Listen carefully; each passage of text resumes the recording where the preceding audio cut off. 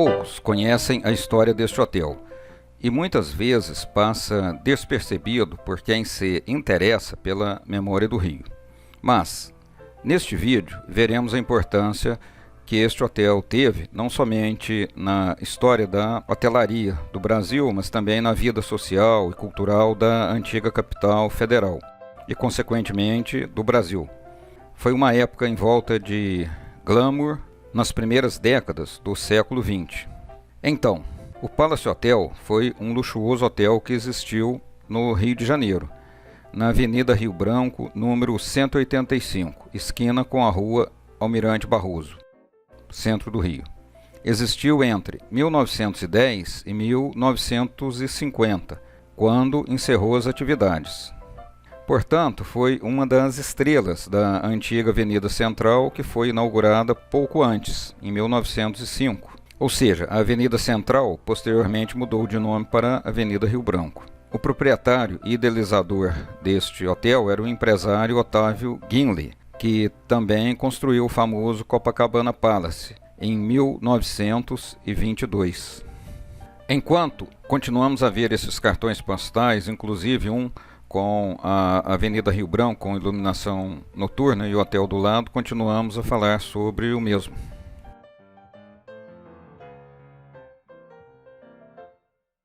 Logo depois de sua inauguração, o hotel passou a ter celebridades hospedadas ou simplesmente visitando o famoso bar que ficou conhecido como Bar do Palace, ou frequentando o restaurante e circulando por seus requintados salões.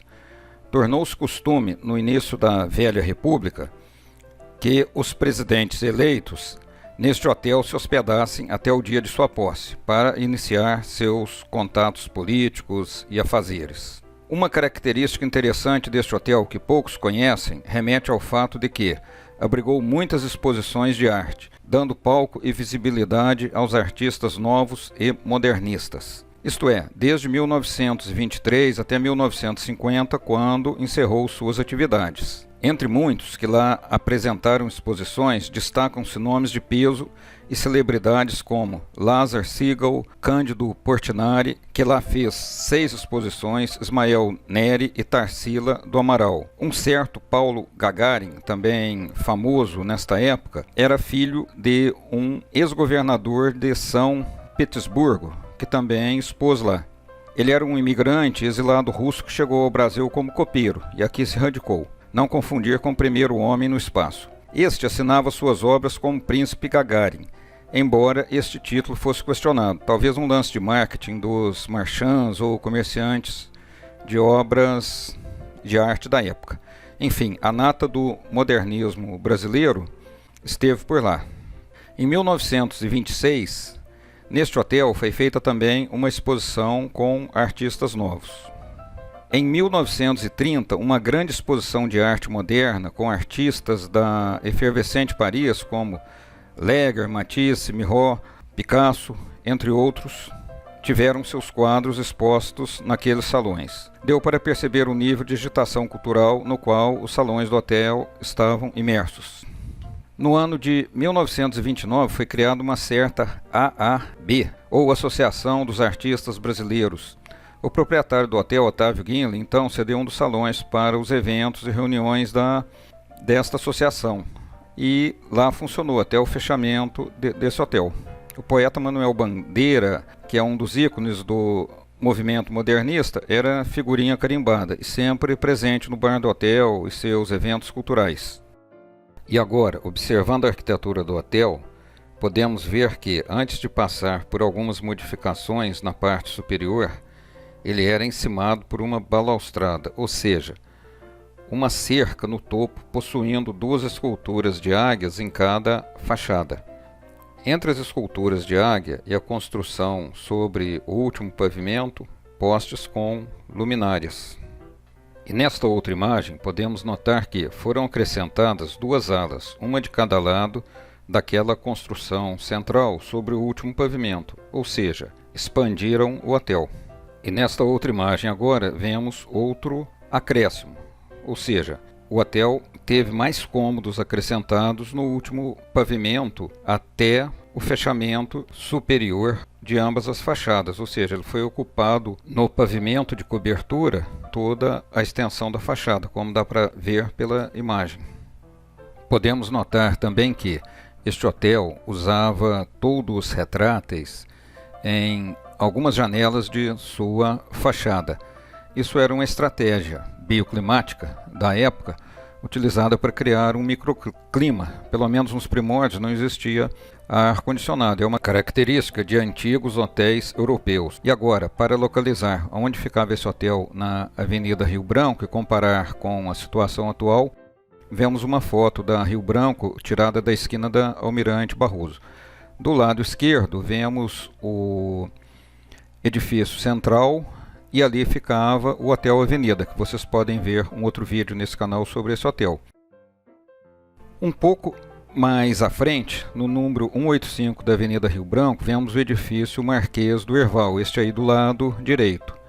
E aí, neste local, com a esquina da Rua Almirante Barroso, ou Avenida Almirante Barroso, que se situava o Palace Hotel. Era uma localização privilegiada, e inclusive ali do lado dele, olhando mais à direita, dá para se ver que existia um famoso teatro na época, que já foi demolido. E agora, olhando essa nova imagem que estamos vendo agora, estaríamos olhando em direção à atual Cinelândia, podemos ver que este hotel tinha planta em formato de L, ou seja, ele tinha janelas que se voltavam para a rua em ambas as fachadas e janelas que se voltavam para os fundos. Mas não tinha janela na divisa com o terreno, ou seja, era uma fachada cega na divisa do terreno. E agora, aqui estamos vendo uma foto da Avenida Rio Branco, mas olhando em direção à Cinelândia. Ali onde estamos apontando na foto está o Palace Hotel, e aqui do lado direito o Hotel Avenida.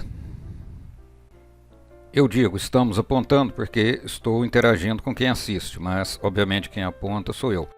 E agora estamos olhando com mais detalhes essa bela construção. Vemos a calçada com pedras portuguesas e aí percorrendo a fachada. Observe que na meia altura da fachada existia um nicho, né? Ou seja, uma reentrância. E certamente aquilo ali era um espaço comum. E agora, vamos dar um zoom neste nicho para observar melhor e com mais detalhes.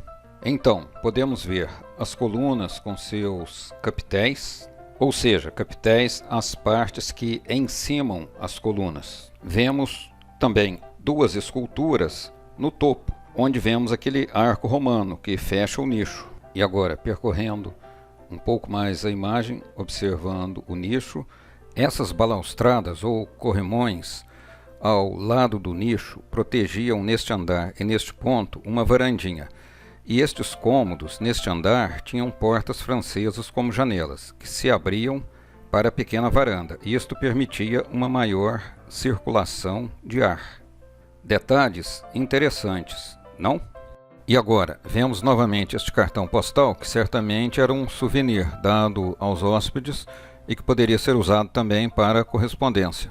Continuando a observar os detalhes da construção, vamos dar uma olhada agora na antiga cobertura, como era em sua primeira versão, quando ainda não havia sido acrescentado um pavimento sobre o mesmo.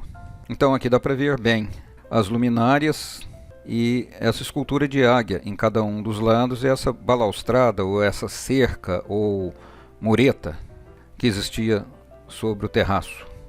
Esse terraço que provavelmente era também telhado, eu não sei com precisão. Como foi dito, o famoso poeta Manuel Bandeira era frequentador dos salões e bar do Palace Hotel. No ano de 1936, ele escreveu um poema chamado O Rondó do Palace. Então, quem quiser ver esse poema é só dar uma busca aí na net e encontrar, ver o que ele escreveu.